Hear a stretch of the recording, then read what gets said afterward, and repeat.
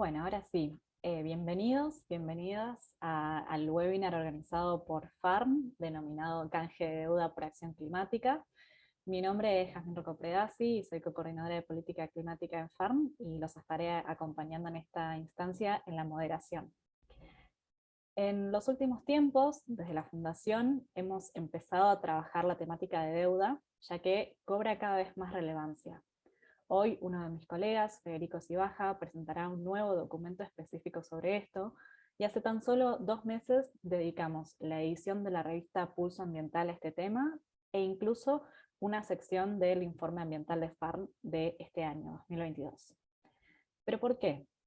Porque nos encontramos en un escenario de pospandemia marcado por las crecientes tensiones geopolíticas y geoeconómicas entre las grandes potencias y ante el reciente acuerdo de facilidades extendidas firmado por el Gobierno Nacional y el FMI. En este contexto, la Argentina y los países latinoamericanos se enfrentan a una crisis ambiental y financiera que desnuda una vez más las desigualdades entre los países del norte y del sur global, pero también que profundiza las inequidades distributivas entre los sectores vulnerabilizados y privilegiados de la población por condiciones de ingreso, género y hasta étnicas. Así, los distintos proyectos extractivistas en Argentina y en los países del sur global se presentan con una justificación que parecería inapelable: la necesidad de conseguir divisas para el repago de la deuda. El creciente peso de la cuestión ambiental en la agenda pública, marcado por una injusticia en términos ecológico-distributivos, hace necesario sumar al debate el rol que genera el endeudamiento externo y abre un interrogante clave: ¿qué posibilidades tienen los países del sur global para financiar planes de transición socioecológica integral con una visión de justicia y equidad? ¿Qué consecuencias tienen las crisis de deuda en la política ambiental? Asimismo, y como si todo esto fuera poco, nos encontramos ante otra gran crisis, una que podríamos considerar el mayor desafío de nuestros tiempos: la crisis climática. Esta nos demanda acciones urgentes y transformadoras a nivel económico, productivo, individual, colectivo y sistémico. Los informes del IPCC son año tras año más duros. Los eventos extremos son cada vez más frecuentes y más intensos. Y las promesas de los países del mundo quedan cada vez más alejadas de lo que es realmente necesario para asegurar las condiciones de vida de los habitantes del mundo. Pero, ¿cómo se relacionan la crisis de deuda con la crisis climática? ¿Qué hay detrás del canje de deuda por acción climática? ¿Qué implicancias tienen estos mecanismos para los países del sur global? ¿Cuáles son las miradas desde el ecofeminismo al respecto? Bueno, hoy en este encuentro vamos a intentar dar algunas ideas, visiones y abordajes desde distintas aristas a un problema que es tan complejo como relevante. Entonces, para iniciar este encuentro, invito a Federico Cibaja a que vaya prendiendo su cámara. Él es licenciado en Economía de la UBA, donde hizo su tesis en Economía Ambiental sobre planes de recuperación verde. Es miembro del equipo de investigación de FARM, donde estudia temas de financiamiento internacional y su impacto ambiental, y fue asesor en la legislatura porteña en la Comisión de Ambiente. Así que, Fede, adelante con tu presentación. Bueno, ahí comparto pantalla.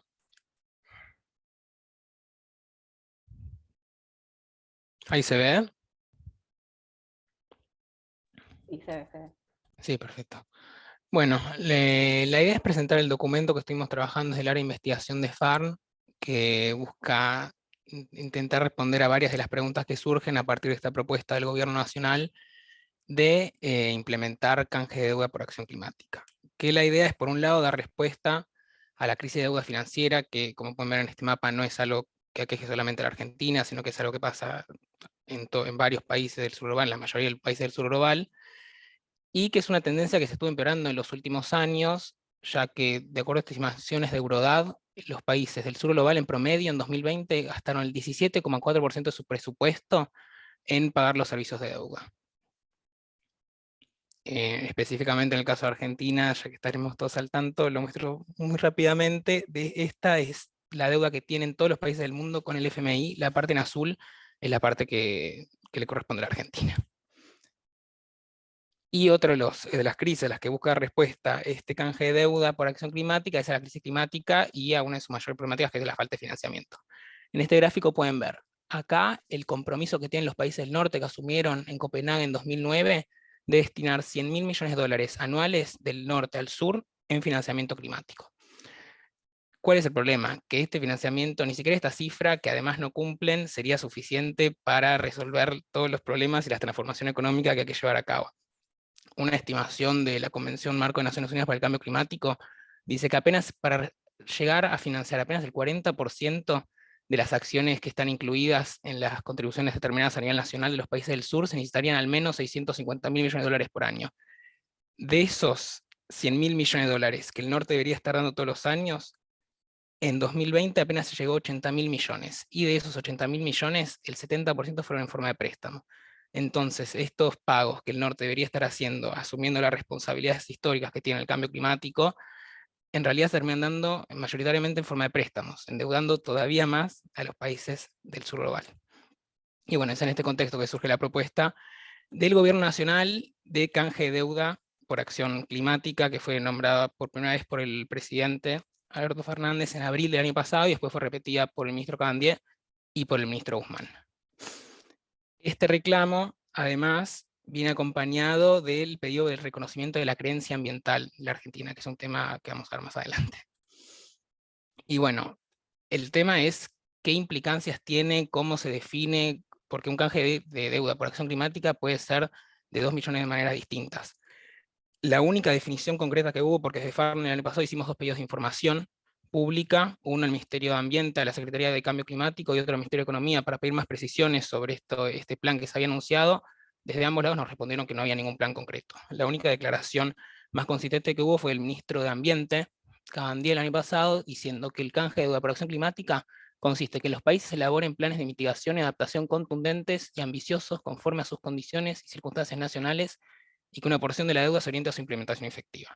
Pero ahí surgen varias preguntas, como cuáles serían las políticas concretas que se financiarían, con qué acreedores se buscaría implementar estos planes, y además, para mí la mayor pregunta es cuáles son las políticas que podrían aceptar los acreedores que se financien con estos canjes de deudas, porque el problema es que estos canjes de deuda necesitan la aprobación de los acreedores. O sea, en el caso de Argentina podría ser el Fondo Monetario, podría ser de los acreedores privados. Entonces surge la pregunta de si estos planes aprobados por los acreedores serían las políticas que en realidad tenemos que llevar a cabo para garantizar una transición socioecológica integral. Y bueno, para responder bastante los interrogantes, que de hecho desde el principio que estuvieron los anuncios por parte del Gobierno Nacional, desde la sociedad civil surgía la pregunta de si estos mecanismos en realidad estaban diseñados por el gobierno o si en realidad era una propuesta del fondo. Y hace 2 meses el Fondo Monetario publica este documento en agosto, donde da bastantes definiciones de lo que es para el organismo los canjes de deuda. Y allí lo define como una reducción de deuda intercambiada por un gasto fiscal previamente acordado por un monto que no puede superar al canjeado. Y en ese mismo documento, si bien es algo bueno, es algo positivo, es que le debe reconocer, se reconoce el vínculo que hay justamente entre ambas crisis, entre la crisis climática y de deuda. El tema es cómo se reconoce y cuál es la interpretación del fondo. Para entender un poco más cómo funcionan estos canjes de deuda, voy a explicar un poquito por encima el caso de Belice en 2021, que es uno de los casos que se menciona en el documento, donde antes del canje de deuda, Belice tenía una deuda por uno de los bonos, que representaba alrededor de un cuarto de su deuda externa, por 553 millones de dólares. ¿Qué pasa? Se hace un acuerdo entre los acreedores, el Gobierno Nacional de Belice, la DFC, que es una agencia de financiamiento del desarrollo estadounidense, y la organización Nature Conservancy, donde se pasa de reducir esa deuda de 553 millones de dólares a 364 millones. O sea, se hace una quita de deuda del 45%. ¿Por qué? Porque esta institución estadounidense da una garantía y aprueba todo el plan. ¿Qué tiene que hacer como contraprestación Belice? Bueno, se crea un comité independiente que va a estar a cargo de financiar y de monitorear la implementación de un plan de conservación marina del 30% del territorio marítimo de Belice. ¿Cuál es el tema? Esta política va a estar administrada por un comité del que el Gobierno Nacional forma parte, pero no es el único, por lo que es un comité que lleva a cabo una política en la que el gobierno electo democráticamente no es el que administra todas las decisiones. Y además, en la letra chica del acuerdo se incluyen algunas condiciones como los marcos regulatorios para carbono azul y los marcos regulatorios de OPSES para la biodiversidad, que son mecanismos que se vienen fomentando desde las organizaciones, desde los organismos de financiamiento internacional, donde el objetivo es lograr atraer inversiones privadas al financiamiento climático, cuando en realidad esta debería ser una responsabilidad del Estado, y hay bastantes estudios de cuál es el impacto socioecológico y cuáles son las consecuencias de este involucramiento y esta dependencia del financiamiento privado. Pero bueno, eso sería un webinar entero. Y este tema de las condicionalidades aparece de vuelta en el documento, donde el Fondo Monetario le recomienda, así como el Fondo Monetario con sus préstamos, como el acuerdo que está ahora con Argentina, como con los acuerdos que tiene con la mayoría de los países del sur, siempre pone condicionalidades para dar ese dinero. En este caso, el Fondo Monetario lo que le recomienda a los países es que si quieren formar parte de estos canjes de deuda por acción climática, lleven a cabo medidas y políticas que le garanticen le den confianza a los acreedores de que se van a llevar a cabo políticas climáticas a largo plazo. El tema es ese, como que el Fondo Monetario se instituye a sí mismo como un actor muy importante en la política climática y que define la política climática, porque de acuerdo al fondo, las políticas estas serían reformas en el sector energético y creación de mercados de emisiones de carbono, que por ejemplo, de vuelta, esta creación de mercados de emisiones de carbono sería de vuelta una solución de mercado para un problema al que nos llevó justamente la dependencia de la economía de mercado. Y estas reformas en el sector energético, ahora vamos a ver, son centrales en el acuerdo del fondo con la Argentina ahora. Y por último, para decir el documento, es que reconoce el potencial de un canje de deudas por acción climática en los casos en los que los países pueden aumentar la sostenibilidad de su deuda con mayor acción climática, como es el caso de los países del Caribe, que por ejemplo con medidas, con inversión en adaptación, podrían garantizar más, con más estabilidad frente a las distintas crisis, entonces garantizarían no entrar recurrentemente en una crisis de deuda, y los casos donde los países deben elegir entre repagar servicios de deuda y acción climática, como podría ser el caso de Argentina. ¿Cuál es el problema? Que esto no busca dar ningún tipo de respuesta al problema estructural detrás de la crisis de deuda, que es que la deuda impulsa a los países a aumentar sus exportaciones y acelerar el extractivismo, agravando así la crisis climática y ecológica. Que esto es algo que está en el centro del acuerdo entre el FMI y el gobierno argentino, porque se le pide al gobierno argentino para poder repagar la deuda, el aumento de las exportaciones a través de regímenes de incentivo fiscal para los sectores generadores de divisas. ¿Qué incluyen estos regímenes de incentivos? Bueno, por ejemplo, incluyen la rebaja de impuestos y la disponibilidad de extraer las divisas del país. Estos sectores exportadores, ¿cuáles son? Y son los sectores que tienen mayor conflictividad socioambiental, que tienen la mayor cantidad de impacto socioecológico, como el agro, la agroindustria, la minería, los combustibles fósiles. También en el acuerdo están las reformas en el sector energético, en las que están los recortes a los subsidios a la demanda, en lugar del recorte de los subsidios a la oferta, que los subsidios a la oferta son los subsidios que se dan a las empresas energéticas que están operando con combustibles fósiles. Y justamente el fondo, en su discurso climático, dice que hay que recortar los subsidios a la demanda, al mismo tiempo que se le sigue dando dinero directamente a las empresas que son culpables del cambio climático. Acá en la letra chica del acuerdo, donde se mencionan estos regímenes de incentivo. Y bueno, lo que está pasando en Argentina es lo mismo que pasa en el mundo. El Fondo Monetario actúa de la misma forma. Según un estudio de ActionAid, en 71 países el FMI incluyó recorte de subsidios energéticos a la demanda en sus programas, pero no a los subsidios a las empresas energéticas. En 69 países recomendó la privatización de empresas energéticas, y en un tercio de sus informes recomendó expansión de infraestructura de combustibles fósiles, para dar cuenta de cómo pueden ser estas reformas en el sector energético que el fondo quiere atar con estos programas de canje de deuda para acción climática. Y en 2018 y 2020, bueno, el Fondo Monetario, que se la quiere dar de fomentar la política climática, alentó la expansión de vaca muerta en 2 de sus informes. Y bueno, el problema central a la hora de pensar cuáles son las consecuencias socioecológicas de la crisis de deuda es justamente, como mencionaba Jazmín, es que aparece esta narrativa, vuelve a aparecer y se fortalece esta narrativa de que hay que generar divisas como sea para poder pagar la deuda. ¿Qué hay detrás de ese generar divisas como sea para pagar la deuda?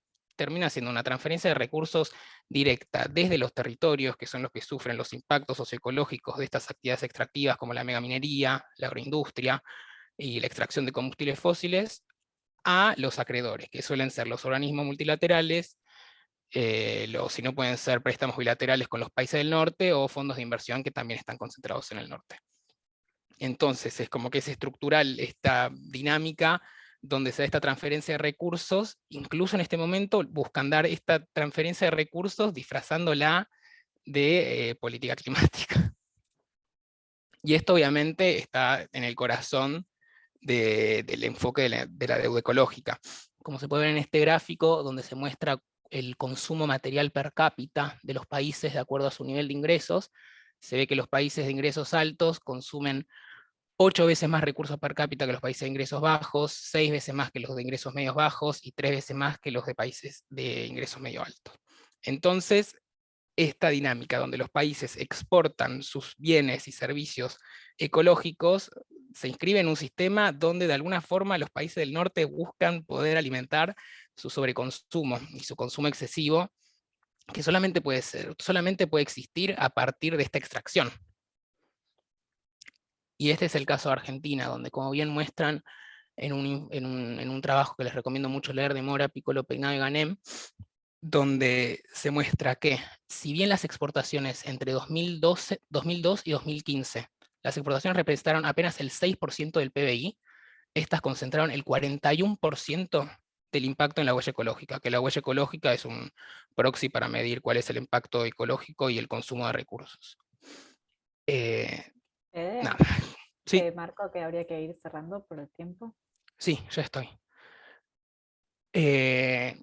¿Para qué queremos discutir todo esto? Porque ahora que estamos discutiendo qué tipo de financiamiento queremos por una transición socioecológica integral, no podemos ignorar que la presión extractiva que genera la deuda externa es central a la hora de pensar mecanismos de financiamiento climático, y que estas circunstancias estructurales deben estar en el centro de este debate, como el de la nueva meta cuantitativa cuantificada de financiamiento climático de la Convención Marco de Naciones Unidas, que es un proceso que se está dando ahora. El financiamiento climático debe aumentar, debe ser en forma de subvención y debe incluir la cancelación de deudas sin condicionalidades. Los planes de transición ecológica deben contar con procesos de participación genuinos para que ellos respondan a intereses locales, evitándose el endeudamiento por proyectos innecesarios, y también abrir el debate de la reducción del consumo del norte para reducir la presión extractiva y el reconocimiento de la deuda ecológica y climática. Muchas gracias. Muchas gracias, Fede, y perdón por hacerte correr la última parte. De todas maneras, si alguien tiene preguntas que quiera hacerle a Federico, pueden ir dejándolas en el botón de preguntas y respuestas, y después vamos a tener un momento específico justamente para tratar de abordar la mayor cantidad de ellas. Así que ahora pasamos a la siguiente panelista, a quien invito, si quiere ir ya prendiendo su cámara, que es Ariana Ortega. Ella es miembro del área de ecofeminismo del Taller Ecologista desde 2019. Es licenciada en Ciencia Política, realizó cursos de posgrado en Economía Social y Dirección de Entidades sin fines de lucro, y es candidata a magíster en Estudios Internacionales.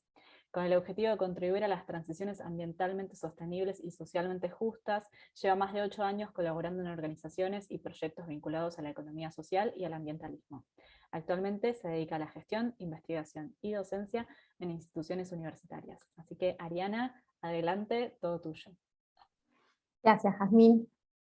Dame un segundito y ya arrancamos. Bueno, en nombre del área ecofeminismo del Taller Ecologista, quiero agradecerle a FARN por invitarnos a participar de la revista Pulso Ambiental y también a este webinar.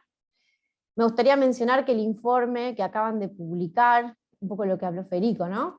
Es un material muy necesario porque los temas ambientales están en agenda y no hay mucha información accesible para no especialistas, tanto sobre crisis de deuda como crisis ambiental, que se dan simultáneamente en Argentina. Tenemos el problema de la manta corta. Por eso estos materiales colaboran a que desde la militancia y el activismo le perdamos el miedo a leer y estudiar economía, así que muchas gracias. En este sentido, como la negociación de los compromisos de deuda con el FMI y los problemas ambientales son asuntos cotidianos que nos importan a todos, voy a compartir desde el ecofeminismo algunos puntos básicos para interpelar a lo que entendemos como la economía, un poco pensando en aquellas personas que están conectadas y que se están empezando a acercar al tema, ¿sí? Bueno, como les decía, a diferencia de las perspectivas mainstream, pensar la economía desde el ambientalismo y el feminismo nos permite mirar a nuestras sociedades desde la sostenibilidad de la vida. Estos enfoques visibilizan y revalorizan elementos, procesos y sujetos ocultos o infravalorados por el pensamiento económico hegemónico. Me refiero a los bienes y procesos de la naturaleza y a los trabajos reproductivos. La economía ecológica nos advierte que la sociedad humana se enmarca dentro de la biosfera y que la reproducción natural y social está condicionada por los límites existentes de materia y energía.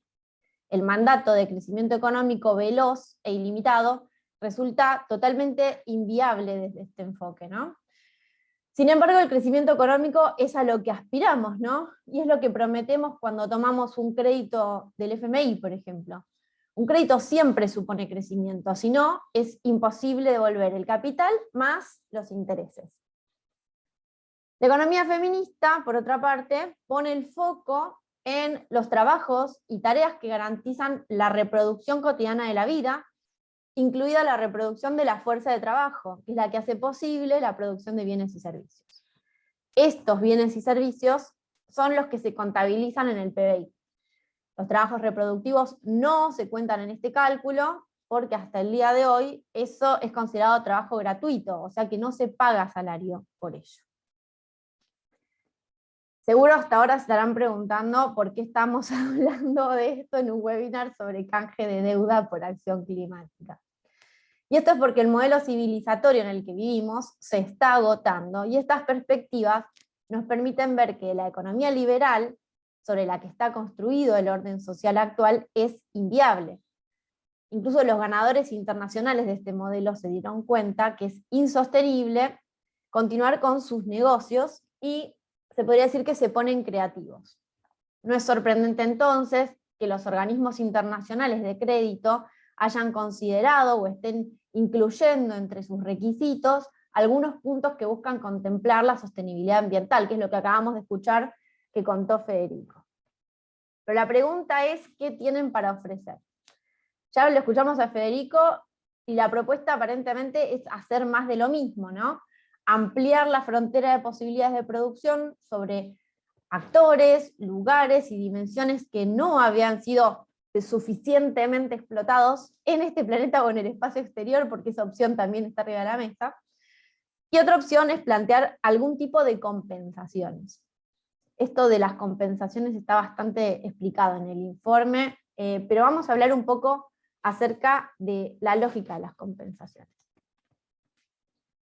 La lógica de las compensaciones es una parte fundamental de la teoría liberal. Acá el concepto liberal no lo estoy usando como sinónimo de ortodoxia.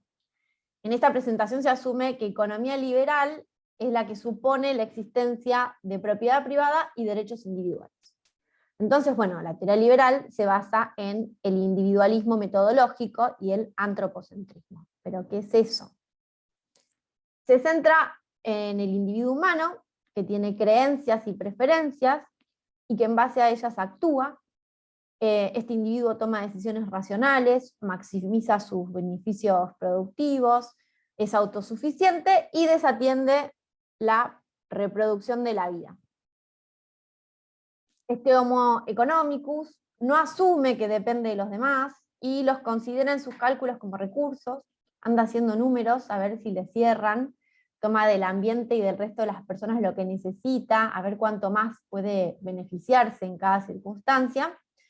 Y el cuentito dice que además estos individuos se encuentran en el mercado, ofrecen lo que tienen, intercambian, y se genera una especie de equilibrio social, una autorregulación, que resulta en la satisfacción eficiente y constante de necesidades humanas. Como ya dijimos, el ambiente provee recursos naturales, y las consecuencias socioambientales son entendidas como externalidades. ¿Y qué son las externalidades? Este concepto me encanta, porque en el manual, que se utiliza en toda América Latina, nos dice que son un tipo de ineficiencia del mercado, efectos de difusión, que existe cuando las empresas o individuos imponen costos o beneficios de manera involuntaria al resto de la sociedad. O sea, que lo hacen sin querer, que no se dan cuenta, que realmente se les escapó, que nos están haciendo pagar el costo de su actividad productiva, pobrecitos. Pero si esto fuese realmente así, no estaríamos hoy en este webinar. O sea, si estas externalidades fuesen excepciones y se pudiesen compensar tan fácilmente, no nos estaría preocupando el daño ambiental y social y los efectos de la supuesta autorregulación del mercado. Bueno, las ecofeministas sabemos que es imposible que estas externalidades existan como tales, porque no hay nada de externo. Los costos, aunque no estén contemplados en el precio, siempre están, y los sufren las personas y los seres vivos en los territorios. No existe una actividad económica sin impacto social y ambiental. El tema es quién sufre el costo y quién va a pagar la reparación. Estas supuestas externalidades, daños sociales y ambientales, son tantos y tan graves que, como decíamos, los ganadores del consenso liberal, que están representados por los organismos internacionales de crédito, están planteando compensaciones a los perdedores internacionales, o sea, nosotros, porque lo que está en riesgo es la continuidad de sus negocios y el sostenimiento del statu quo. Entonces la propuesta vuelve a ser monetizar el problema compensando económicamente. Obvio que es ineficiente, además, porque el origen del problema no se resuelve y además hay daños que son irreparables. Sin embargo, esta es la propuesta que nos toca debatir porque es la que está arriba de la mesa. Y hoy nos toca preguntarnos por estas compensaciones, los límites y las oportunidades que se abren.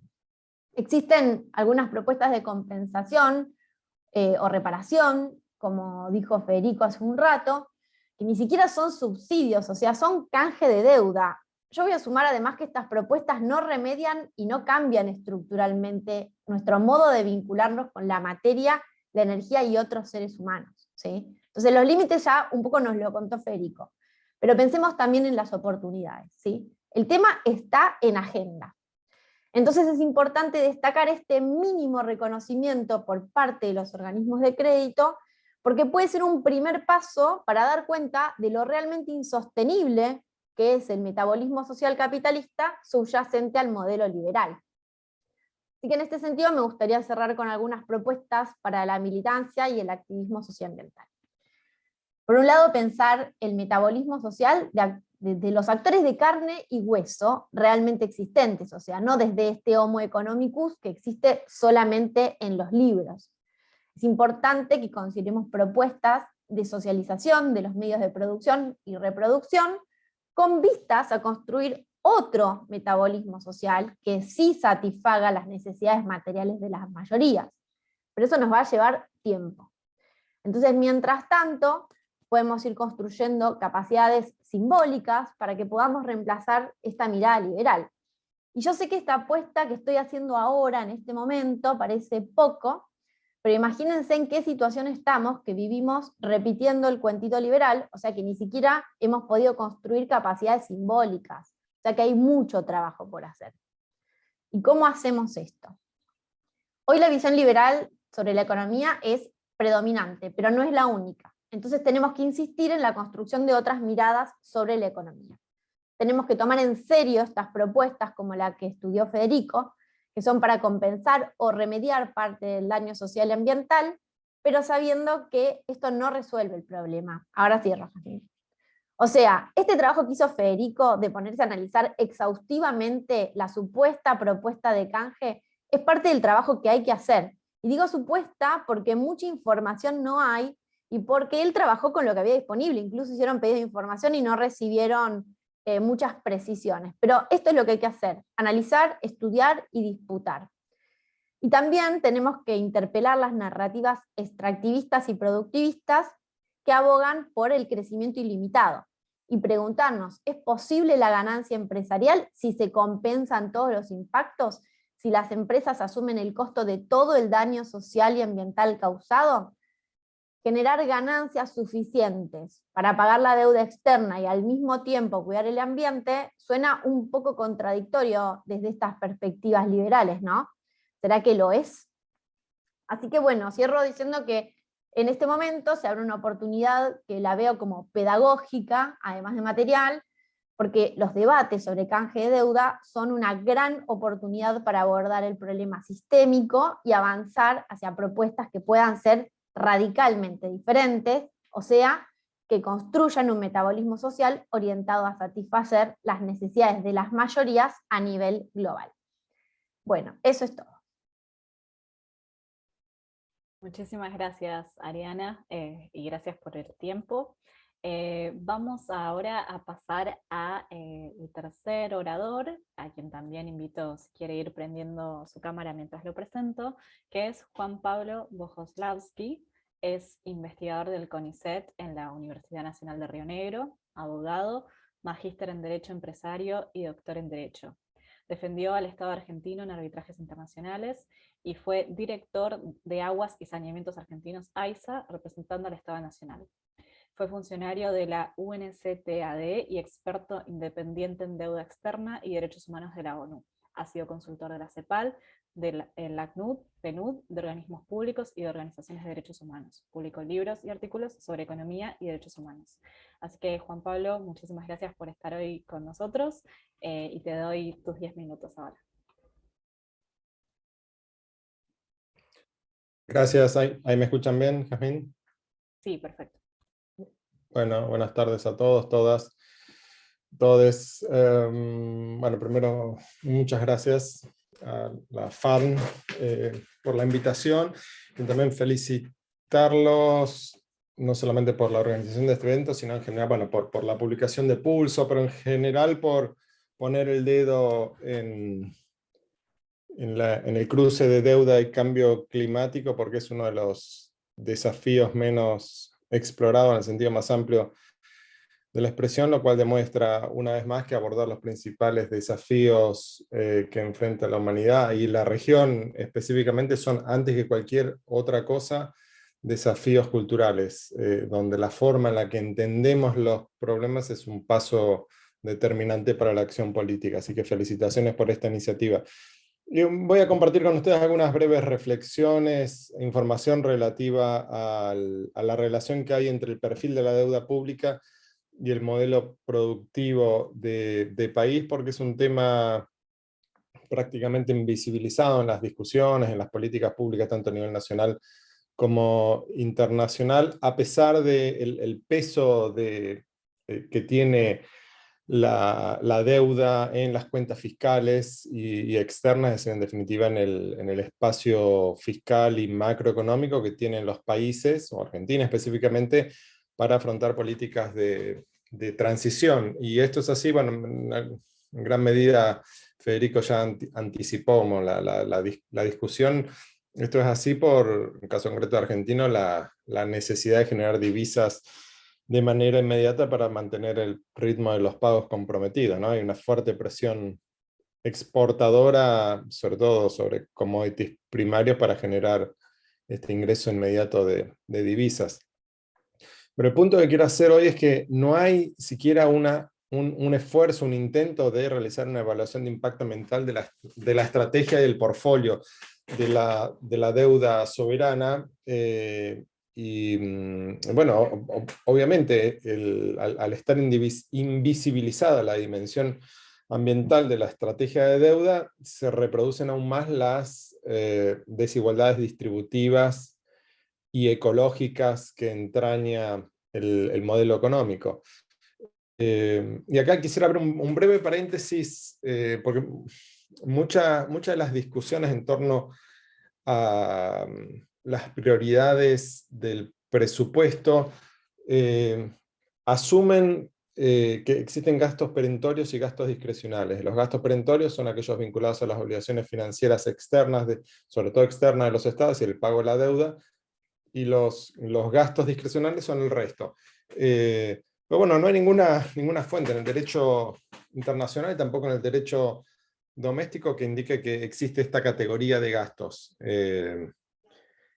Entonces, sí los invito a reflexionar en torno a esta diferenciación en la naturaleza de los gastos, ¿no? Porque primero se le paga a los acreedores, por ejemplo, el fondo no acepta ningún tipo de condonación en la deuda, y lo que sobra se asigna de acuerdo, bueno, al juego de la política. Y esto también es lo que me parece esconde concentrar los debates en torno a la política fiscal en torno al déficit primario, ¿no? O sea, nos paramos a discutir el déficit una vez que la deuda haya sido pagada. Así que quisiera que tengamos esto como atrás en nuestra mente, ¿no? Cuando discutimos estas cuestiones vinculadas a cuántos fondos, cuánto dinero hay disponible para financiar la transición energética. Bueno, esto presume otra vez otra discusión acerca de cómo se definen esos máximos recursos disponibles en palabras del pacto, el pacto de ESC. Quisiera mencionar que en el 2019 el Consejo de Derechos Humanos aprobó los principios rectores en materia de reformas económicas, evaluación de impacto de derechos humanos en las reformas económicas, y que había recomendaciones, recomendaciones no, porque estos principios cristalizan el derecho internacional tal como existía, como existe a esa fecha, y es muy explícito en cuanto a que las medidas de reforma económica propuestas deberían basarse en medidas individuales y colectivas del Estado para facilitar la protección del medio ambiente nacional y mundial. Los estados deberían estudiar la manera en la que las políticas económicas pueden afectar directamente o reducir la capacidad del Estado para abordar las condiciones ecológicas nacionales. Y también desarrolla esta idea de sostenibilidad de la deuda en sentido amplio, que incorpora también la dimensión ecológica, y donde la evaluación ambiental implica un análisis de compromiso de los recursos naturales del país, principalmente sus recursos estratégicos como los minerales y el agua. Hoy mismo la experta, la relatora en deuda de derechos humanos, terminó su visita al país, Argentina, y en una conferencia de prensa presentó las conclusiones, recomendaciones preliminares, y una de esas recomendaciones fue precisamente que Argentina internalice estos principios rectores, incluyendo estos aspectos vinculados a la evaluación de impacto ambiental de la política fiscal, incluida la política de deuda. Y concretamente en Argentina debemos mirar cuál es el impacto del acuerdo con el Fondo Monetario. Otra vez, bueno, Federico lo anticipó, la reforma del sistema de subsidios energéticos, la política de inversión, incluyendo la creación de incentivos tributarios en los sectores de la agroindustria, obviamente la fósil, la minería, automotor. En todas estas discusiones el financiamiento de la transición energética pasaba a un segundo o tercer plano. Y esta cuestión, esta materia prima, ¿no? El acuerdo con el Fondo Monetario, debe ser mirada y evaluada desde el tamiz de la regulación, tanto nacional, pero sobre todo internacional, que aplica a las instituciones financieras internacionales, sobre todo el Fondo Monetario, para la evaluación de impacto de créditos y condicionalidades sobre el medio ambiente. Sabemos, por un lado, conocemos que hay ciertas, aunque son insuficientes, de cierto modo también rudimentarias, ciertas salvaguardas ambientales en los bancos de desarrollo que financian proyectos de infraestructura. Hoy nos concentramos en cuáles son estas salvaguardas en el Fondo Monetario que financia en realidad al Tesoro Nacional. Ahora les voy a copiar acá en el chat un enlace a una serie de estudios técnicos, porque cuando vemos qué hace el Fondo Monetario respecto de la indudable relación o incidencia que tiene la deuda pública sobre la transición, o en general la degradación ambiental, primer punto, tenemos que decir que el Fondo Monetario necesita diseñar de manera inmediata una estrategia de cambio que ayude a los estados a cumplir sus objetivos colectivos en materia ambiental. Es decir, el Fondo Monetario tiene una responsabilidad vital, que es precisamente desarrollar esta estrategia que ayude a los estados a alcanzar las metas colectivas en el ámbito climático, mientras al mismo tiempo se mantienen desde el punto de vista financiero estables, y al mismo tiempo se minimizan, esto desde la perspectiva monetaria del Fondo Monetario, ¿no? Que se minimizan los efectos indirectos de propagación que producen los riesgos de transición vinculados al deterioro del empleo, crecimiento, balanza de pagos, estabilidad financiera y sobre todo ingresos fiscales. Y claro, cuando vemos qué ha hecho el Fondo Monetario, en la práctica vemos que ha prestado una atención mínima y además desigual a los riesgos climáticos en los informes del llamado artículo 4 y aún menos en estos programas de evaluación del sector financiero. El Fondo Monetario ha explorado de una manera muy superficial y parcial el impacto de los riesgos asociados al cambio climático, pero bueno, puede servir como una base para empezar a discutir y desarrollar aspectos regulatorios.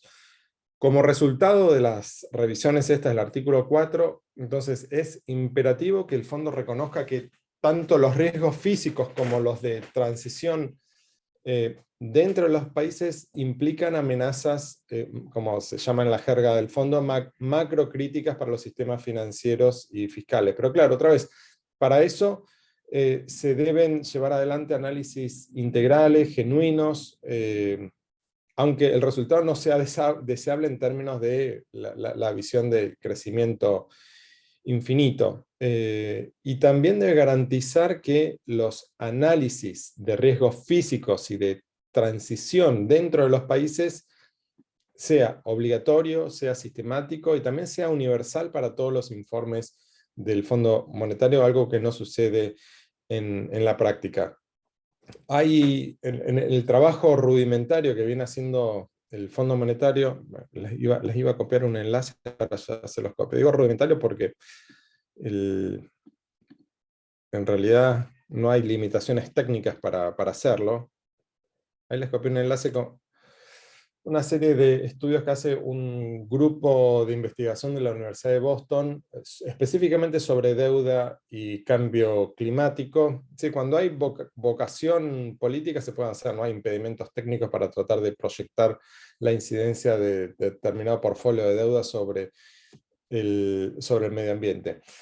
Entonces decía que hay en la rudimentaria regulación del Fondo Monetario ya hay identificados dos tipos de riesgos derivados del cambio climático. Uno son los riesgos físicos y los otros son los riesgos de transición. Los riesgos físicos son los que derivan de fenómenos meteorológicos inmediatos y bueno, estos riesgos se caracterizan por la gravedad, por la volatilidad, por la frecuencia, son shocks. Y por otro lado, los más importantes son más importantes desde el punto de vista fiscal, son precisamente los riesgos de transición, que son los que conllevan el proceso de transición a una economía con bajas emisiones de carbono a nivel nacional. Como el abandono, bueno, el petróleo y el carbón. Entonces, esto debería generar una amplia gama de regulaciones basadas en la cantidad y el precio, como la prohibición de centrales eléctricas de carbón, impuestos al carbón, o esquemas que incrementan los costos de producción y reducen la rentabilidad de las empresas intensivas en uso de petróleo. Existe un riesgo adicional vinculado a riesgos legales, algo que hemos visto en los últimos años, sobre todo que enfrentan las empresas petroleras. Bueno, nada de estas consideraciones se puede encontrar en los informes del artículo 4 del Fondo Monetario, a pesar de que es posible desde el punto de vista técnico. Por eso los invito a que naveguen en esa página que les compartí. Es decir, es posible hacer una proyección del impacto fiscal que pueden tener determinado perfil de deuda soberana sobre el medio ambiente en general, pero también hacer una proyección sobre la incidencia de los fondos necesarios para transitar precisamente un camino hacia la transición, que es lo que nos hace el Fondo Monetario.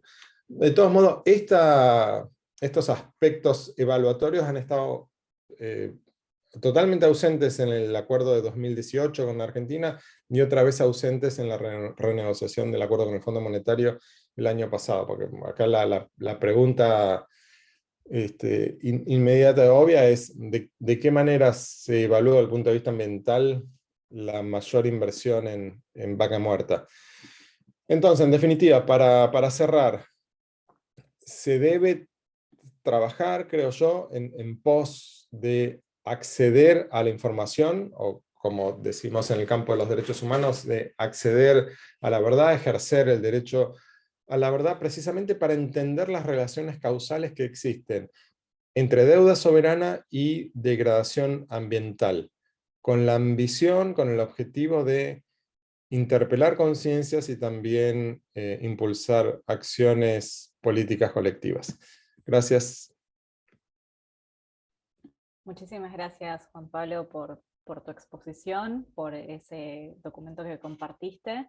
Y bueno, ahora vamos a pasar a la última expositora antes de tener la instancia de preguntas y respuestas, así que nuevamente invitamos a quienes están participando si quieren ir dejando sus preguntas para los distintos panelistas que fueron pasando. Así que voy presentando entonces a Beverly King, si querés ir prendiendo tu cámara. Ella es licenciada en Ciencias Económicas y Relaciones Internacionales y docente de la Cátedra Cultura para la Paz y los Derechos Humanos de las Facultades Sociales de la UBA.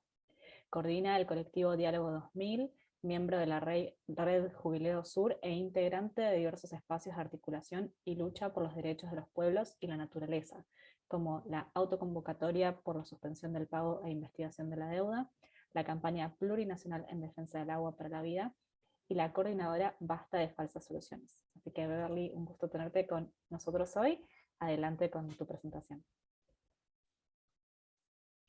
Buenas tardes, muchas gracias, Jamín, bueno, todo el equipo de FAN por este trabajo, por la invitación y por supuesto a las intervenciones anteriores que dan mucho para seguir pensando y creo que ese es el desafío que tenemos en este momento, efectivamente, de abrir este espacios como estos y otros para ir debatiendo estas cuestiones, informándonos, porque aquí yo creo que lo fundamental es para cambiar, para transformar efectivamente esta situación que ya todos han pintado con bastante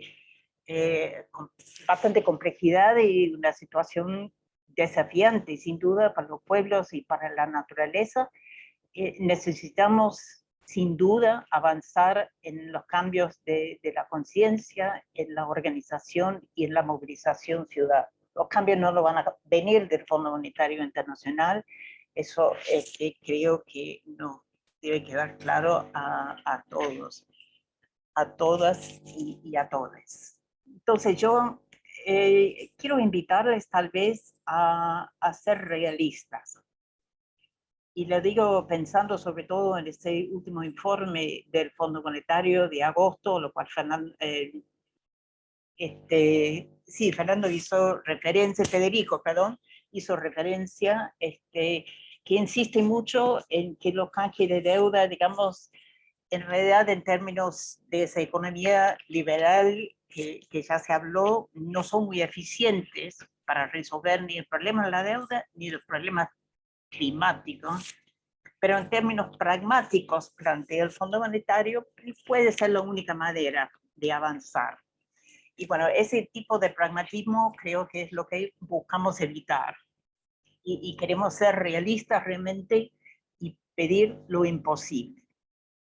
Y creo que lo que estamos apuntando con todas estas intervenciones es la situación es que efectivamente estamos ante una crisis tan grave, tan civilizatoria, que tiene que ver con no solamente la estructura de la economía, sino todas las relaciones que lo supone, que necesitamos pensar con el horizonte bien en alto. Y necesitamos efectivamente cuestionar a fondo lo que son estas ofertas, estas compensaciones, estas propuestas bien pragmáticas que nos vienen con cada vez más fuerza y creo que en el fondo lo que nos llevan es no solamente a más del mismo, sino mucho peor que lo mismo. Y en ese sentido, lo que quiero, y voy a compartir un poco algunas imágenes aquí, si puedo, si logro.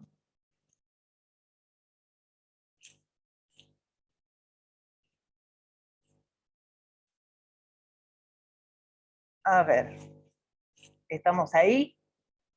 Sí, se ve perfecto, Beverly. Esto siempre me encanta porque fue la tapa de un material, una cartilla que hicimos, la verdad, hace 20 años atrás, para abordar justamente esta problemática, y creo que es un buen momento para traerlo de vuelta a nuestra realidad. Lo que quiero abordar principalmente aquí, porque me parece que es el elemento, o por lo menos uno de los elementos faltantes, es la realidad de la ilegitimidad de la deuda. Y eso quiere decir que cuando escuchamos o planteamos como cosas como la necesidad, por ejemplo, de divisas para pagar la deuda, o esta cuestión de que efectivamente el pago, el servicio, como le dicen, de la deuda es un gasto perentorio, cuando los otros gastos son discrecionales, digamos, es ahí el nudo, un problema sobre todo para nosotros aquí en Argentina, aunque también es un problema en casi todos los países de América Latina, de Asia y África. Y esto significa que si no cuestionemos con fuerza esa aceptación de una deuda que es absolutamente ilegítima, y ilegítima en gran medida porque se ha generado histórica y actualmente una tremenda deuda ecológica, una tremenda deuda social, una tremenda deuda climática. Y estas son cuestiones, lo puedo comentar, que abordamos hace 2 años, cuando desde la autoconvocatoria por la suspensión de pago e investigación de la deuda, realizamos un juicio popular a la deuda y al Fondo Monetario. Y le invito a conocer no solamente la sentencia de ese juicio, sino todos los foros de denuncia, la puedes encontrar en YouTube, por ejemplo, donde abordamos desde la mujer y los feminismos, desde el extractivismo, desde el clima propiamente tal, desde los pueblos originarios, la ilegitimidad de esta deuda por sus impactos en nuestras vidas. Y creo que este es un tema absolutamente central para esta discusión, porque si meramente aceptamos la necesidad de conseguir divisas para seguir abonando, pagando y incrementando una deuda ilegítima, una deuda que en términos jurídicos puede definirse como odioso porque no contó con la consulta, con la aprobación del pueblo, y sin duda no solamente no ha beneficiado el pueblo, sino todo el contrario. Entonces, esto es el punto de partida para nosotros. Cuestionemos la deuda, cuestionemos su ilegitimidad, y tenemos en este momento preciso, cosa que me parece que Federico hace referencia en su trabajo, tenemos el acuerdo con el Fondo Monetario, que es uno de los acuerdos en cierto sentido más cuestionados de la historia del Fondo Monetario. Y eso es decir mucho. No solamente es uno de los acuerdos más grandes, sino también más cuestionado. No solamente por no cumplir con los propios estatutos y normas del Fondo Monetario, sino aquí, listo, en Argentina, como lo ha denunciado el propio gobierno en tribunales, por no cumplir con las normas administrativas, no cumplir con las leyes argentinas y obviamente por no beneficiar al pueblo argentino, el público, lo cual es un requisito también principal para entender que la deuda sea pública. Entonces, digamos, un primer punto. Decimos que esta deuda, también una deuda ilegítima, porque se ha generado deuda social y ecológica, es una deuda que me parece muy importante y que nosotros en este momento podemos avanzar conjuntamente en la auditoría. Auditoría no solamente del aspecto financiero y jurídico, sino fundamentalmente de ese aspecto de sus impactos. Hay estudios muchos, Federico ya ha recomendado uno que coincido en esa recomendación.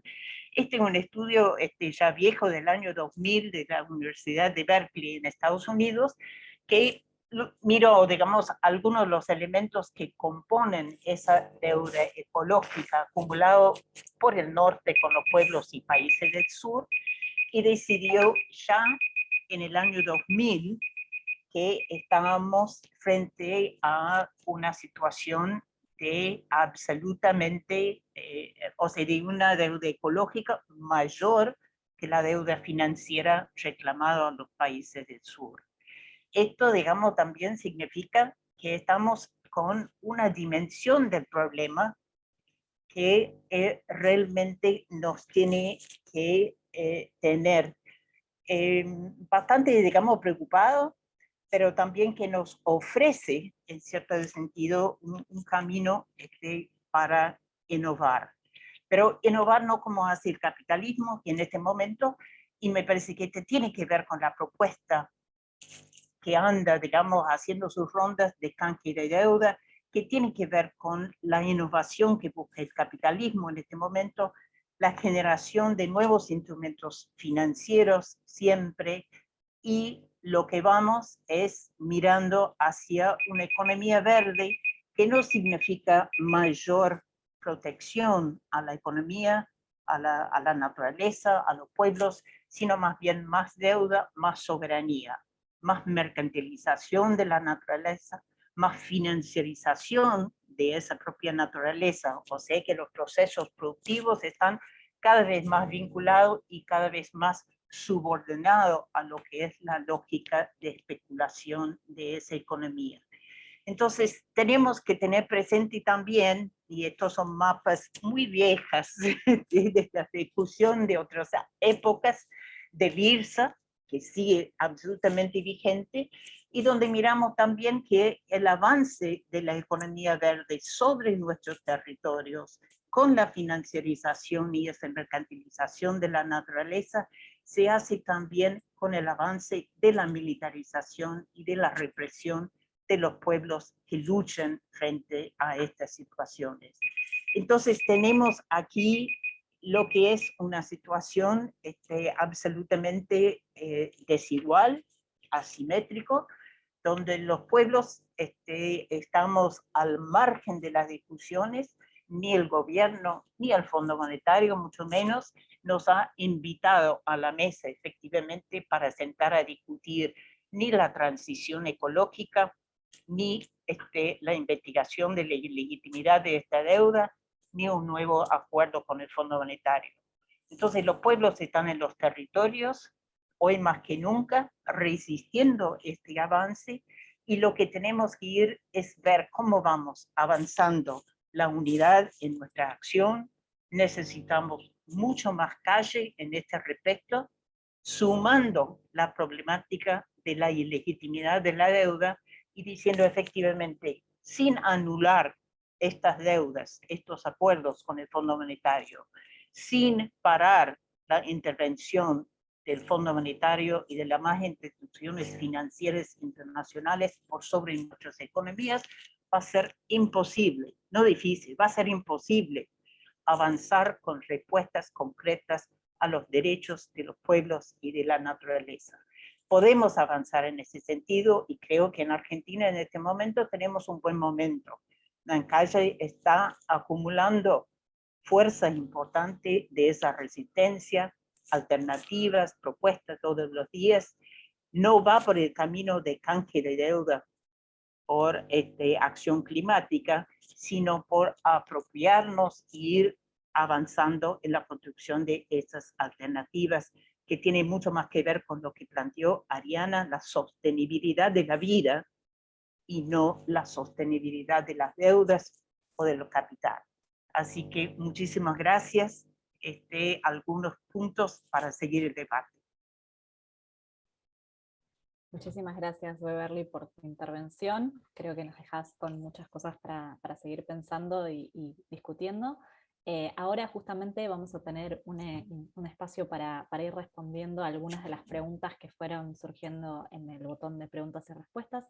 Así que si quieren, invito a todos las panelistas a que prendan sus cámaras, así nos podemos ver las caras, y empiezo a hacer algunas preguntas. Vamos a ver cuántas llegamos a contestar. pero quizá para arrancar, hay una pregunta que bueno, no fue explícita a quién fue dirigida, pero entendemos que fue a Fede, que dice, numéricamente, ¿cuál es la relación entre lo que debemos por deuda externa y lo que nos deben por deuda ecológica en Argentina? No sé, por ahí, Fede, ¿querés tratar de abordar esa primera pregunta? Dale, sí. Sí, además creo que es bueno para empezar el debate, porque me parece que es un poco complicado pensar en cómo, si se puede efectivamente o no hacer un ejercicio de cuantificación de deuda ecológica y también cuáles serían las implicancias de hacer ese ejercicio, porque sería justamente, como mencionaba Ariana, creo que justamente lo que reconoce la economía ecológica, que sería caer en la mercantilización y que justamente podría aparecer alguien y decir, le pago toda la deuda ecológica a la Argentina, entonces puedo destruir la Argentina entera porque le pagué el precio que se puede pagar. Y ahí justamente me parece que es como entender las limitaciones de estos mecanismos de mercado, con los mercados de carbono, por ejemplo, que los que mencionaba que están incluidos en el acuerdo, en el canje de deuda que estaba haciendo Belice, que si se le pone precio a todo, se va a destruir todo. Como que ahí es donde es complicado. Entonces, como que me parece un ejercicio que, no sé, a la vez siento que pedagógicamente está bueno. O sea, puede estar bueno, por ejemplo, hay una investigación que hizo Hickel, que es un economista bastante conocido, bastante de moda en estos momentos, que calcula que entre 1990 y 2015, si calculamos cuál es el valor con precios del norte, de la extracción de recursos naturales y laborales del norte al sur, es de 242 billones de dólares. ¿Trillones de dólares? De 242 billones de dólares. O sea, nada, varias veces el PBI mundial, para entender el nivel de extractivismo, el nivel de transferencia de recursos que va de un lado para el otro. Pero de ahí a hacer el ejercicio de cuantificar la deuda ecológica, no sé si es algo estratégico. Muchísimas gracias, Fede. No sé si por ahí hay alguno otro que quiera abordar esto, si no tengo otras preguntas, no se preocupen. Bueno, sigo con otra que plantea que desde el activismo Beverly hacía un cruce desde el concepto, un cruce con el concepto de deuda odiosa. Entonces, hay una pregunta que dice, ¿cómo se puede hacer desde el activismo para que la crisis climática también abone a esta estrategia? Y se puede vincular también con otra pregunta que surgía sobre si hay algún comentario sobre la estatización de la deuda privada o qué pasa con la gigantesca evasión tributaria. No sé si hay alguien que quiera por ahí arrancar a abordar alguna de estas preguntas.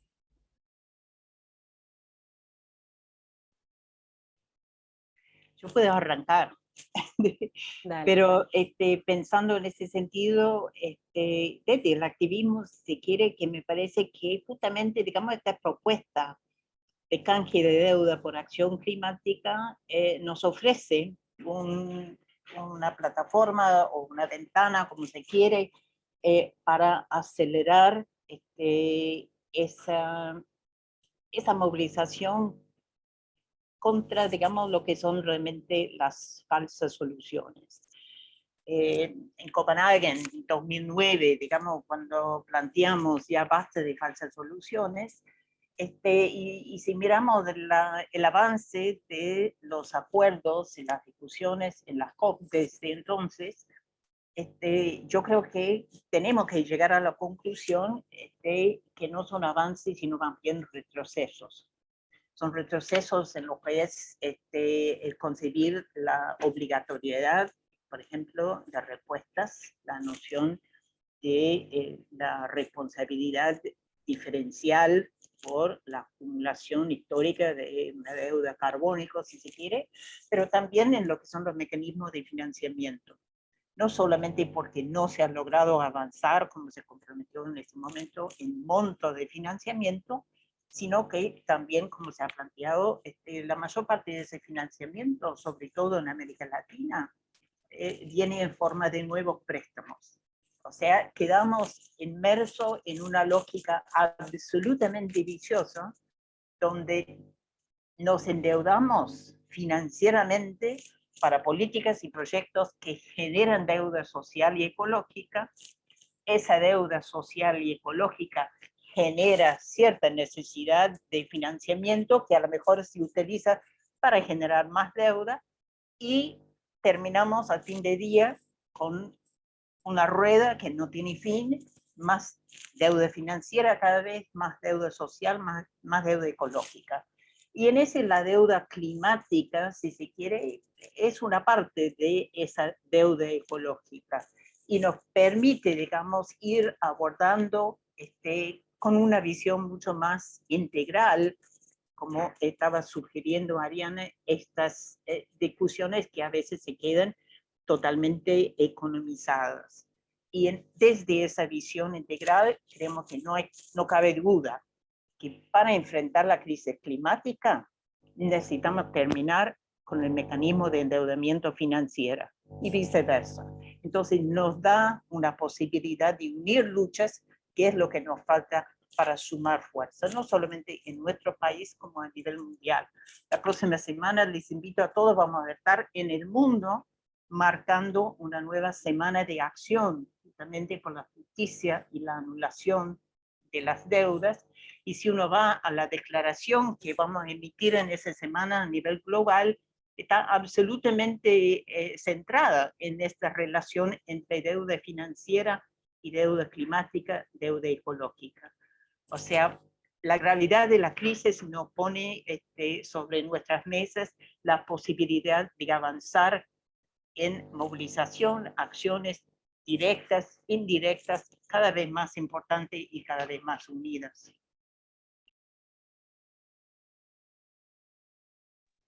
Gracias, Beverly. No sé si alguien más quiere complementar esto. Había también otra pregunta vinculada a guaridas fiscales y sanciones que podrían implementarse a esto, que por ahí se vincula con esta pregunta que había hecho antes. Pero no sé, Ariana, ¿vos querés agregar algo más?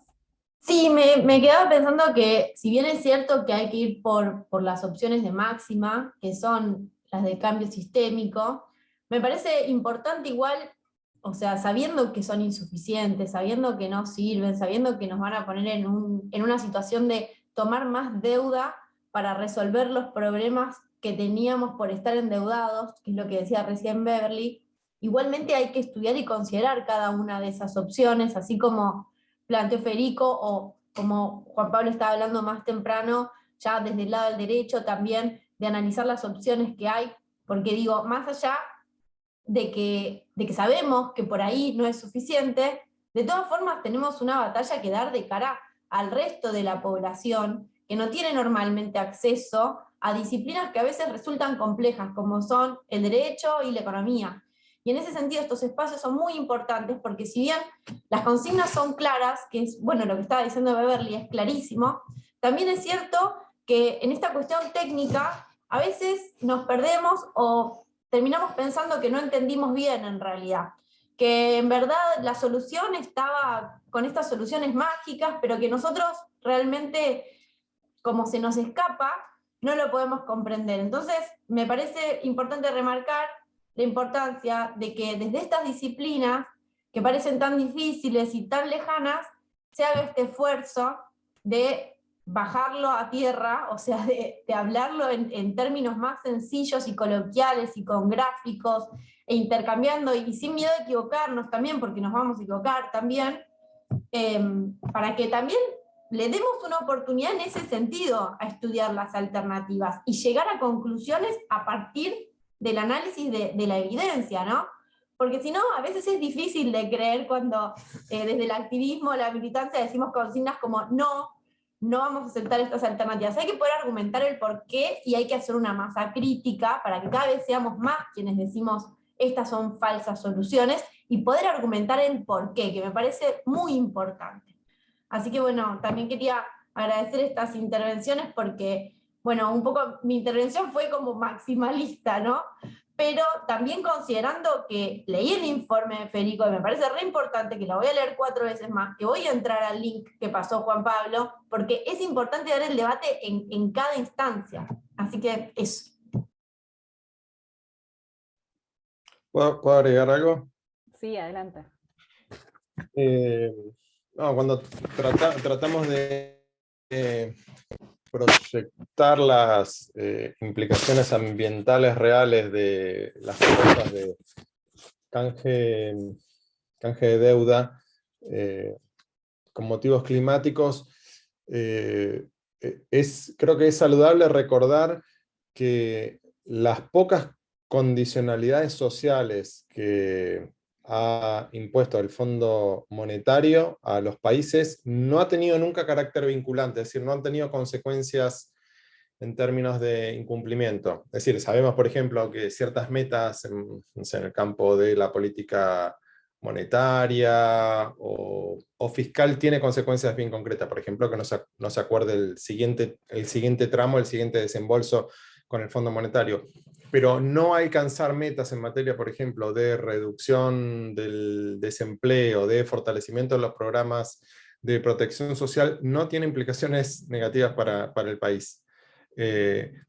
Y lo segundo que tenemos que tener en cuenta es que el Fondo Monetario no agrega, a pesar de que no hay ningún impedimento estatutario para eso, condicionalidades en materia ambiental hasta ahora. Entonces, ¿cuál es en realidad la agenda detrás del programa de canje por cambio climático? Bueno, o sea, los riesgos de tipo comercial, o sea, en materia de comercio exterior o relajamiento de los estándares de protección ambiental para favorecer la exportación de commodities primarios y un largo, etcétera, todo eso lo conocemos.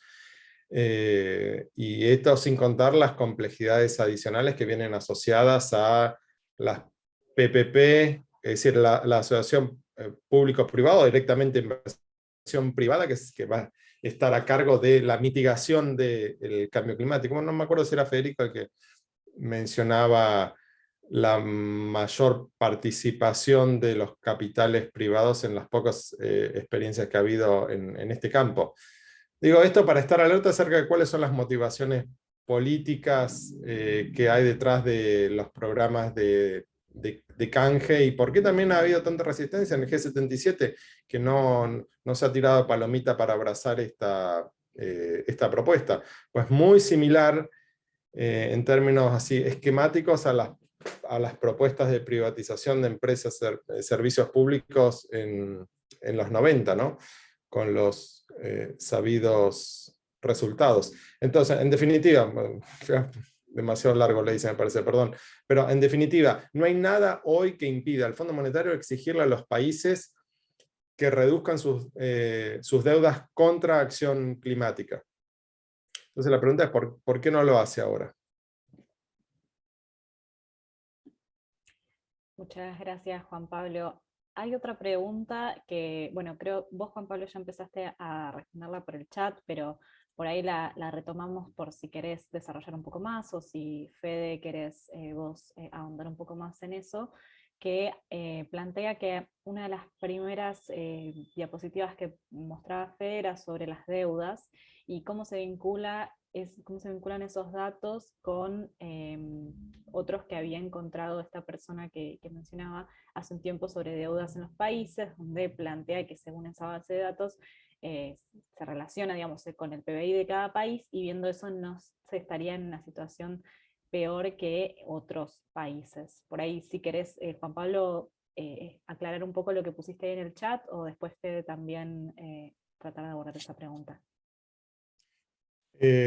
No, claro, hay diferentes maneras o diferentes criterios para ponderar el nivel de fortaleza o vulnerabilidad del portfolio de las deudas. Una es medir deuda contra PBI, pero otra más importante es medir deuda contra ingresos fiscales. De todos modos, no es tan simplista el análisis, no tiene que ser tan simplista porque hay muchas otras variables donde hay que tener en cuenta factores macrocríticos, como en la jerga del Fondo Monetario. Eso explica por qué Japón puede tener una deuda que supere varias veces tanto su PBI como sus ingresos, o propio Estados Unidos, sin que eso implique riesgo de default. Solamente agregaba otra variable que está no más importante que deuda contra PBI, que es precisamente ingresos fiscales contra deuda.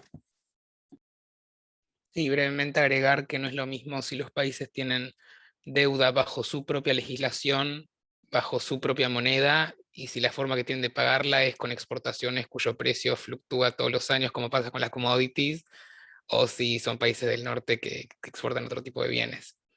Entonces, como dice Juan Pablo, hay varios factores. Tal vez es interesante, digamos, la pregunta que tira Juan Pablo con respecto al Fondo Monetario y qué está haciendo, y el hecho que efectivamente, si bien la discusión a nivel global, por lo menos hasta donde yo lo he podido seguir, que es muy poco, pero es una discusión que va sumando, digamos, fuerza de cierto volumen, pero evidentemente, digamos, el fondo no está muy rápidamente asumiendo aquí una propuesta o un rol. El año pasado, junto con el Banco Mundial, se había anunciado hace como un año y medio que iba a llegar a Glasgow, a la conferencia sobre clima, con una propuesta, y efectivamente no lo hizo. Este estudio que encuentra luz en agosto, efectivamente su primera conclusión es que la verdad que no lo veo como una opción de lo más interesante.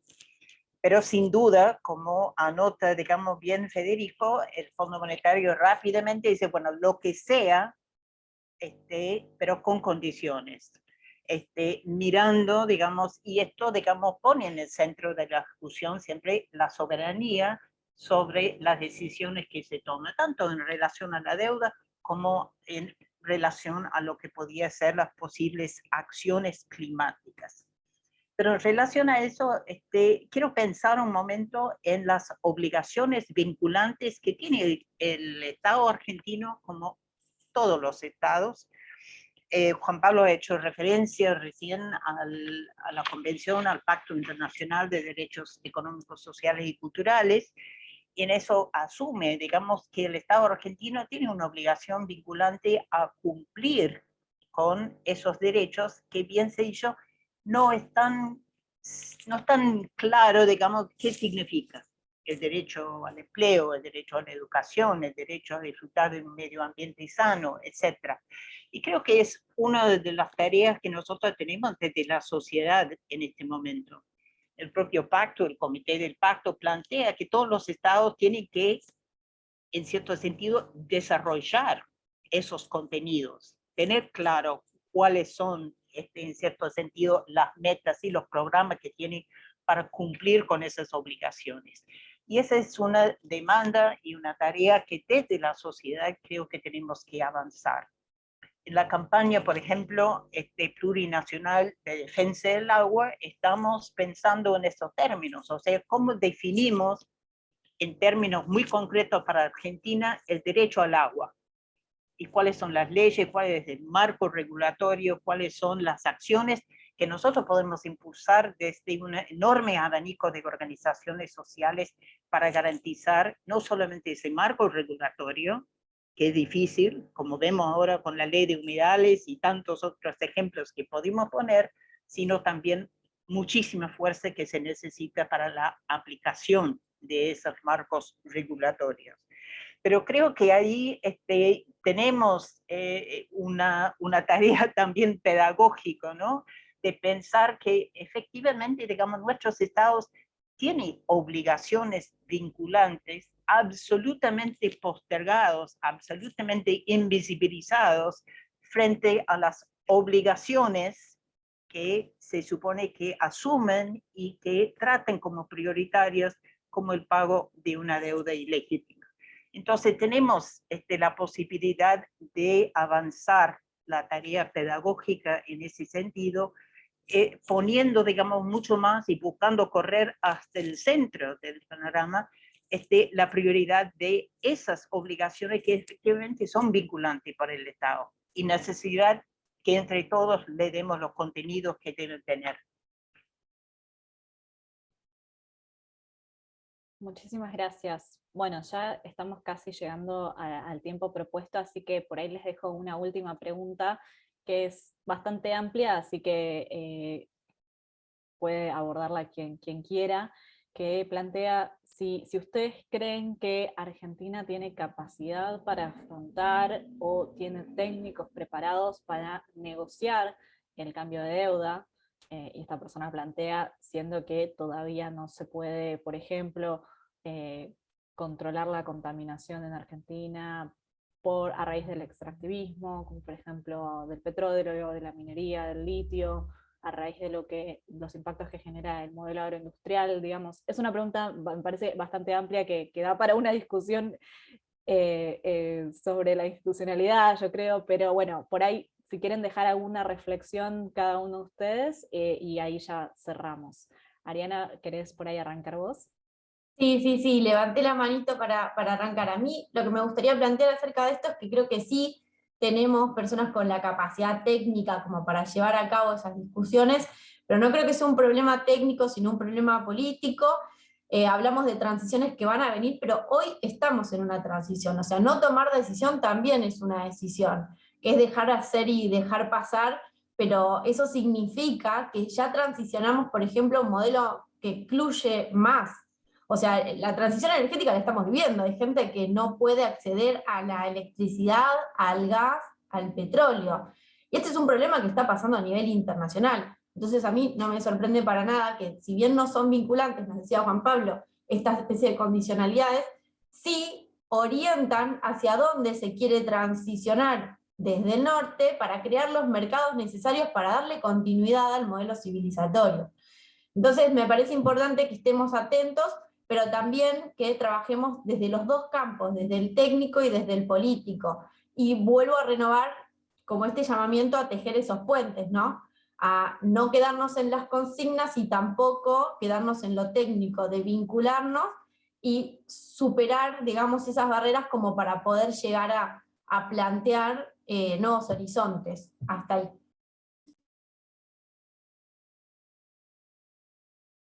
Gracias, Ariana. No sé si alguien más quiere dejar una reflexión al respecto, y si no, ya vamos cerrando. Sí, puedo. Dale. Sí, también pienso como Ariana, no es un problema técnico, no solamente es un problema técnico, se puede resolver, y en nivel institucional, científico argentino se puede resolver. Antes que otra cosa es un problema político, o sea, de voluntad política, de estar dispuesta a, a dar ese paso. Pero no se trata solamente de la construcción de consensos en la Argentina, sino que también se trata de construcción de consensos a nivel global. Es decir, acreedores, clubes de acreedores, clubes de deudores que tengan una visión común acerca de la importancia que tiene avanzar con una agenda que vincule cambio climático y deuda soberana. Y en ese sentido no hay grandes esfuerzos, no se ven grandes esfuerzos de construcción de consenso, sino que son más bien esfuerzos aislados, y que por eso parecen tan vulnerables, expuestos a los capitales privados, ¿no? Como el caso concreto de canje de deuda por acción climática, que no viene con ninguna salvaguarda de la soberanía regulatoria de los estados. No sé, recordemos quiénes se quedaron con los aeropuertos griegos cuando fueron privatizados. Si no hay salvaguardas en ese sentido, se va a replicar el incentivo comercial, ¿no? En realidad tendría que ser tomado como una agenda estatal, como una política pública y negociada a nivel global, y eso no existe. Y eso no es un problema técnico, es un problema político. Bueno, muchísimas gracias, Juan Pablo. Vamos dando cierre, a menos que Beverly y Federico tengan una última intervención. Por ahí una cosa chiquita, pero una noticia que no vi, digamos, que tuvo mucha circulación, pero hace un par de semanas atrás estaba aquí de visita en Buenos Aires la canciller de Senegal, y desde la Cancillería, digamos, anunciaron un aparente acuerdo entre Argentina y Senegal de irse a la COP, no sé qué número, pero ese que va a tener lugar en noviembre en Egipto, y presentarse como acreedores ambientales. Lamentablemente, digamos, se traduce, digamos, la noción de acreedor ambiental en una demanda de mayor pago por servicios ecosistémicos, lo cual es un poco un sinsentido desde mi humilde punto de vista, digamos, no es ese el camino. Pero me parece que tal vez, por lo menos, también nos abre una pequeña ventana, no son mucho tiempo de aquí a ese encuentro en noviembre, pero ciertamente, digamos, es apuntar a que necesitamos articular alianzas de pueblos y países acreedores, siempre lo hemos planteado, desde la red de Jubileo Sur, por ejemplo, y este es un buen momento para avanzar en ese tipo de alianza. Y creo que es un momento que nosotros también podemos interpelar al gobierno argentino con respecto a este anuncio. ¿Qué es que espera? ¿Cuáles son las propuestas que está discutiendo, está llevando al CELAC, por ejemplo, para concretar ese acuerdo con la Unión Africana? Y obviamente en ese contexto, ¿cuáles son las propuestas, cuáles son las demandas que nosotros tenemos desde la sociedad? Empezando con esa demanda que Federico bien lo pone, digamos, de información.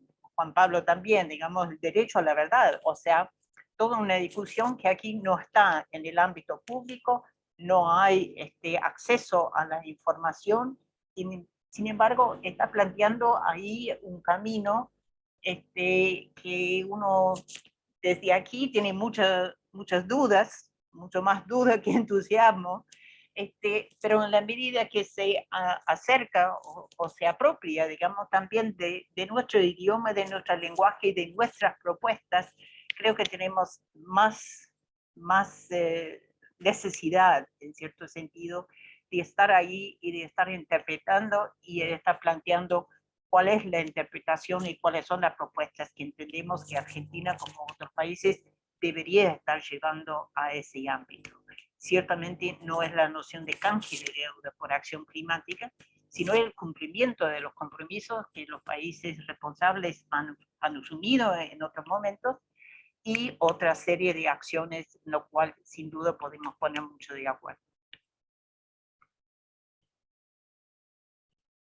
Bueno, muchísimas gracias. Estamos ya con el tiempo cumplido, así que gracias Beverly, Ariana, Juan Pablo, Federico por sus intervenciones.